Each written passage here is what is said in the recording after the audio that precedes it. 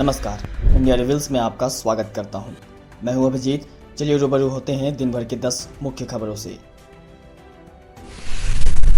चतरा में सुरक्षा बलों की बड़ी उपलब्धि। मुठभेड़ में 5 इनामी नक्सली ढेर। 25 लाख का था इनाम। झारखंड के चतरा में सोमवार को मुठभेड़ में 5 नक्सली ढेर हुए हैं। इनमें से 2 नक्सलियों पर 25 लाख का इनाम था, वहीं 2 पर 5 लाख का इनाम। घटनास्थल से 2 AK-47 बरामद किए गए हैं। इलाके में सुरक्षा बलों का सर्च ऑपरेशन जारी है। मुठभेड़ लातेहार, पलामू और चतरा जिले के सीमावर्ती क्षेत्र लावालंग के रिमी गांव के पास हुई। इस मुठभेड़ में 25 लाख का इनामी नक्सली गौतम पासवान और चार्ली मारा गया है। गौतम पासवान लातेहार, पलामू और चतरा जिले में सक्रिय था। 3 सब जोनल कमांडर नंदू, अमर, गंजू और संजीव भुइयां भी मारे गए हैं। चलिए बढ़ते हैं अगली खबर की ओर। हनुमान जी की मूर्ति खंडित किए जाने के बाद साहिबगंज में हिंसा। धार्मिक स्थल को जलाया, इंटरनेट सेवा हुई ठप। झारखंड में संथाल परगना के साहिबगंज में कुछ असामाजिक तत्वों ने बजरंगबली जी की प्रतिमा को क्षतिग्रस्त कर दिया। इसके बाद साहिबगंज में हिंसा भड़क उठी। लोगों ने NH-80 को 3 घंटे तक जाम कर दिया।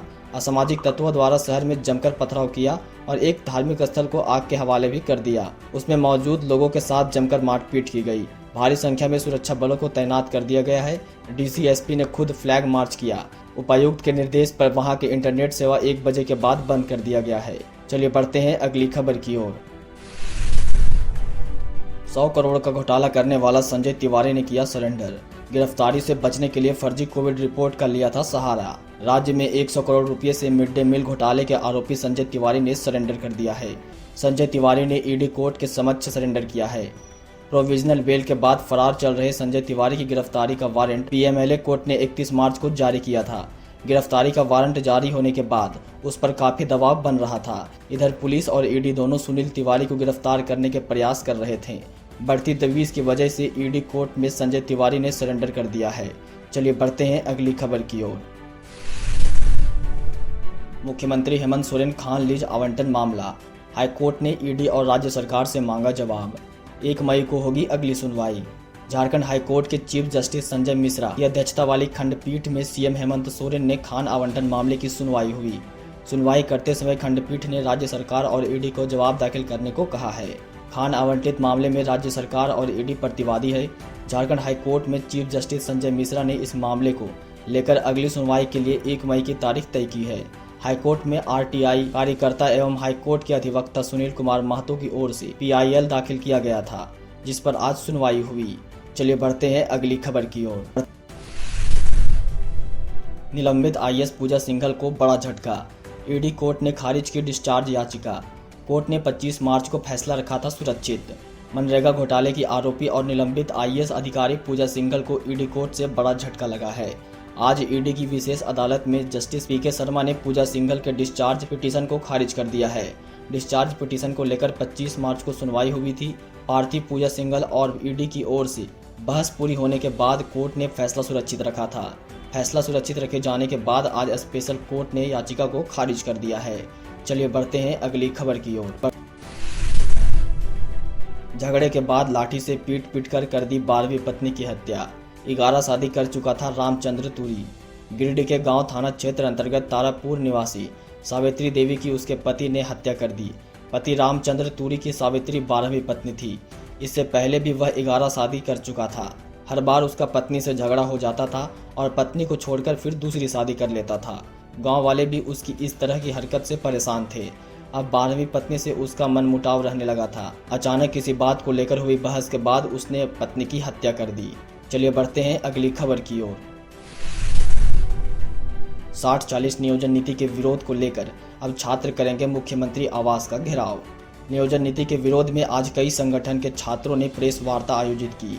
इस दौरान उन्होंने कहा, 60-40 हकमार नियोजन नीति के विरोध स्टूडेंट यूनियन पिछली 3 महीनों के अंतराल लगातार कई आंदोलन को ऐतिहासिक सफल बना चुकी है, लेकिन अभी तक सरकार द्वारा हमारी मांगों पर ठोस निर्णय नहीं लेने के कारण आगामी 8 अप्रैल को मुख्यमंत्री आवास महाघेराव और 10 अप्रैल को संपूर्ण झारखंड बंद करने का निर्णय लिया गया है।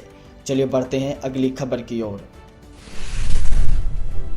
1,95,000 कोरोना वैक्सीन हुए एक्सपायर। गर्म पानी में खौलाकर गड्ढे में दफनाई। झारखंड में देवघर सिविल सर्जन कार्यालय परिसर में आज अनुपयोग कोविड-19 वैक्सीन को नष्ट किया गया है।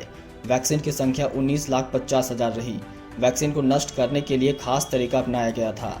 एक्सपायर हो चुकी लाखों कोरोना वैक्सीन खौलते पानी में उबालने के बाद जमीन में दफना दिया गया।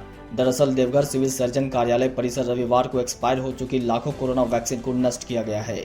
1,95,000 खराब हो चुकी कोरोना वैक्सीन को सरकार की गाइडलाइन के अनुसार खौलते पानी में उबालने के बाद सभी कोरोना वैक्सीन को सिविल सर्जन कार्यालय के पीछे गड्ढे में दफनाया दिया गया है। चलिए बढ़ते हैं अगली खबर की ओर। झारखंड में बढ़ते दुष्कर्म के मामले, कहीं चाकू दिखाकर रेप तो कहीं शौच में जा रही युवती का अपहरण। 4 जिलों में हुए दुष्कर्म के ताजा मामले। झारखंड में अपराध की घटनाएं बढ़ रही है। बढ़ती अपराधी घटनाओं में सबसे ज्यादा दुष्कर्म के मामले सामने आ रहे हैं। 4 जिलों में रेप की घटना ने राज्य में बढ़ते अपराध पर बड़ा सवाल खड़ा कर दिया है। झारखंड के कई जिलों में एक के बाद एक कई ऐसे मामले दर्ज किए गए हैं। कहीं अब भी अपराधियों की तलाश जारी है तो कहीं पुलिस ने तत्परता दिखाते हुए आरोपियों को गिरफ्तार किया है। गढ़वा के रंगा में आदिवासी युवती के साथ दुष्कर्म का मामला सामने आया है। पीड़िता ने रविवार को देर शाम युवक के खिलाफ थाने में शिकायत दर्ज कराई है। इसमें युवती ने बताया है कि उसका अपहरण करके उसके साथ दुष्कर्म किया गया। पुलिस इस शिकायत के बाद से एक्टिव मोड में है और आरोपी की तलाश में छापेमारी कर रही है। चलिए बढ़ते हैं आखिरी खबर की ओर। अंतर्राज्यीय पशु तस्कर गिरोह के 9 आरोपी गिरफ्तार। 3 ट्रकों में मवेशियों को भरकर ले जा रहे थे बंगाल। मध्यपुर में मवेशियों की अवैध तरीके से अंतर प्रांतीय तस्करी करने वाले एक गिरोह का पुलिस ने खुलासा किया है। पुलिस ने रविवार सुबह मवेशियों से लदे 3 वाहनों को जब्त किया है। इसमें गाय बछड़े सहित कुल 59 पशुओं को लादकर तस्करी के लिए ले जाया जा रहा था। पुलिस ने पशु तस्कर चालक और वाहन मालिक के खिलाफ FIR दर्ज की है। वहीं 9 आरोपियों को गिरफ्तार किया गया है। आज का खबर यहीं समाप्त होता है। अगर यह वीडियो आपके लिए उपयोगी साबित हुआ हो तो चैनल को सब्सक्राइब करें और लाइक करना बिल्कुल ना भूलें। धन्यवाद।